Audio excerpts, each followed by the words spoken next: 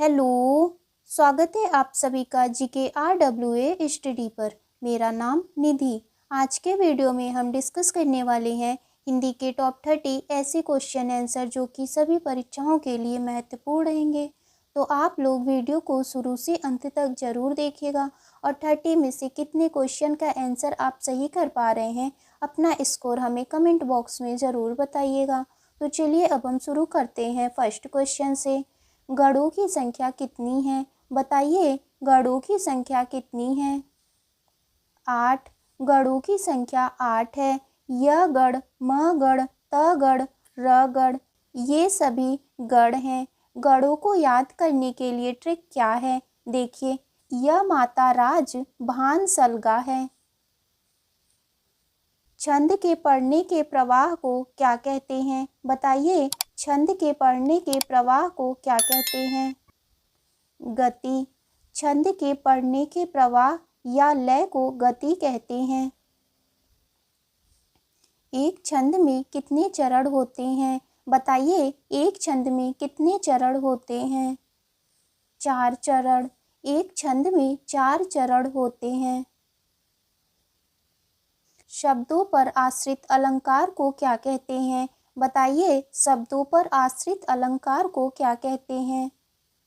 शब्दालंकार। शब्दों पर आश्रित अलंकार को शब्दालंकार कहते हैं, जैसे अनुप्रास अलंकार, यमक अलंकार, श्लेष अलंकार ये सभी शब्दालंकार हैं।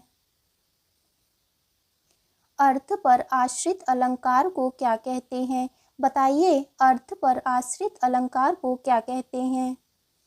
अर्था अलंकार। अर्थ पर आश्रित अलंकार को अर्था अलंकार कहते हैं, जैसे उपमा अलंकार, संदेह अलंकार आदि। जहाँ उपमेय में अनेक उपमानों की शंका होती है वहाँ पर कौन सा अलंकार होता है? संदेह अलंकार। जहाँ उपमेय में अनेक उपमानों की शंका होती है वहाँ पर संदेह अलंकार होता है।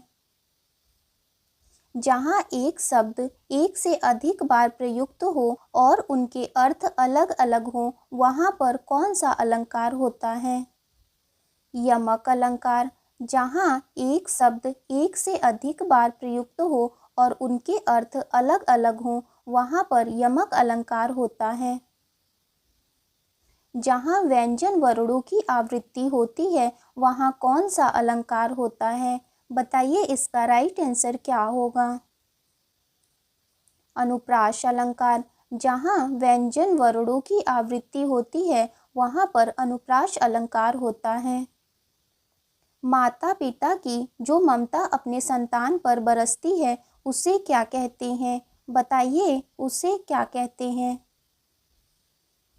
वात्सल्य।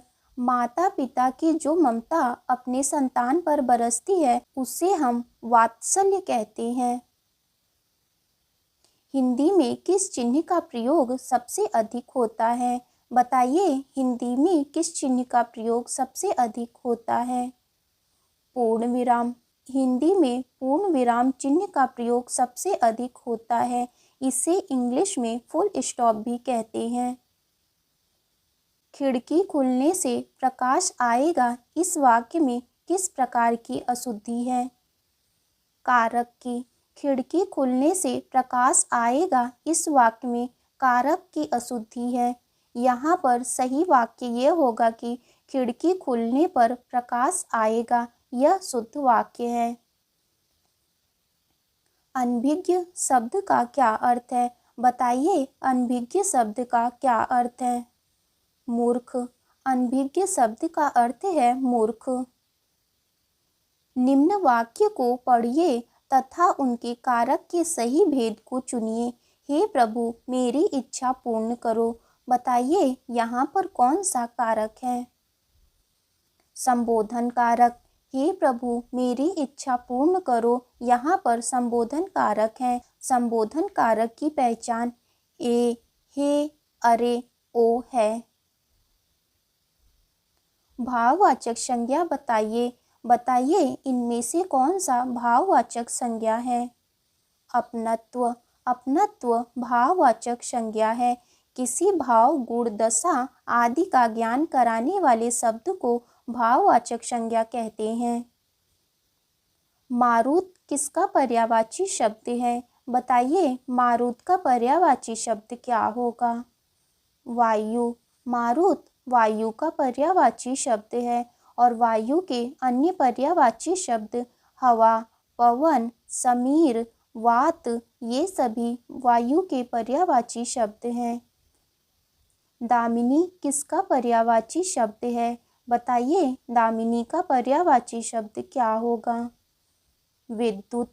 दामिनी विद्युत का पर्यायवाची शब्द है और विद्युत के अन्य पर्यायवाची शब्द चंचला, बिजुली, धनवल्ली और चपला है। वैदेही किसका पर्यायवाची शब्द है? बताइए वैदेही का पर्यायवाची शब्द क्या होगा? सीता। वैदेही सीता का पर्यायवाची शब्द है और सीता के अन्य पर्यायवाची शब्द जानकी, भूमिजा, जनक नंदिनी है।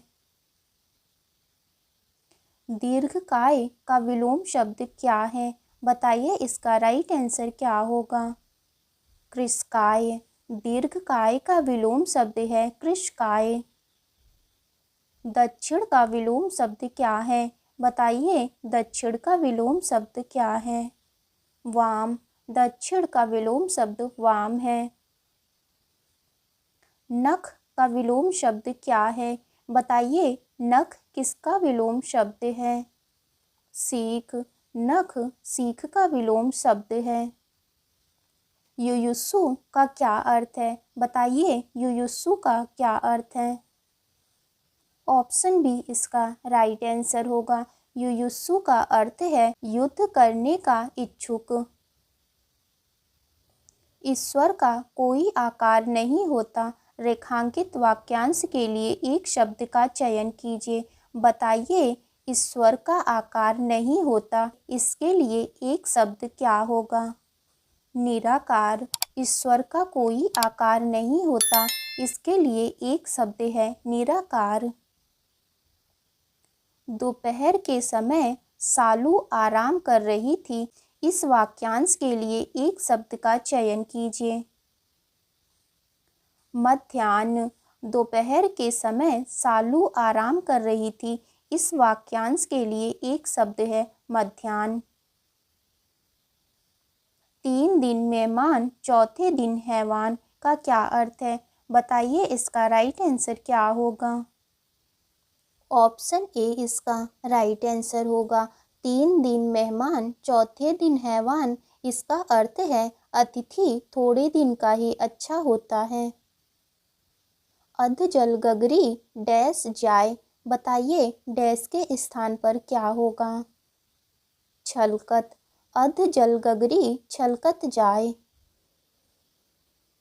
काला अक्षर भैंस बराबर का क्या अर्थ है? बताइए काला अक्षर भैंस बराबर इसका क्या अर्थ है? अनपढ़ होना। काला अक्षर भैंस बराबर इसका अर्थ है अनपढ़ होना। ढाई अक्षर प्रेम की पढ़े सो पंडित होय। प्रस्तुत पंक्ति के रचयिता कौन है?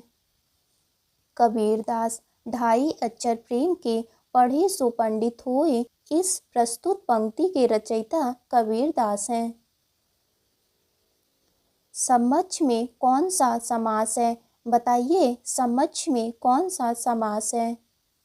अव्ययी भाव समास। समक्ष में अव्ययी भाव समास है। इसका समास विग्रह होगा अच्छी के सामने। इनमें से कौन भक्ति काल के कवि नहीं है? बताइए इनमें से कौन भक्ति काल के कवि नहीं है? अमीर खुसरो। अमीर खुसरो भक्ति काल के कवि नहीं है, जबकि नाभादास, रसखान, नंददास ये सभी भक्ति काल के कवि हैं। निम्नलिखित में से कौन छायावादी कवि हैं? बताइए इनमें से कौन छायावाद के कवि हैं? सुमित्रा नंदन पंत। सुमित्रा नंदन पंत छायावाद के कवि हैं। वीरों का कैसा हो वसंत कविता के रचयिता कौन है? बताइए इसका राइट आंसर क्या होगा? यह आपका टेस्ट क्वेश्चन है। इसका आंसर आपको कमेंट बॉक्स में ज़रूर बताना है। तो आज की वीडियो आपकी यहीं तक थी। वीडियो अच्छी लगी हो तो लाइक करें, शेयर करें। अगर आप चैनल पे नए हैं तो चैनल को ज़रूर सब्सक्राइब करें।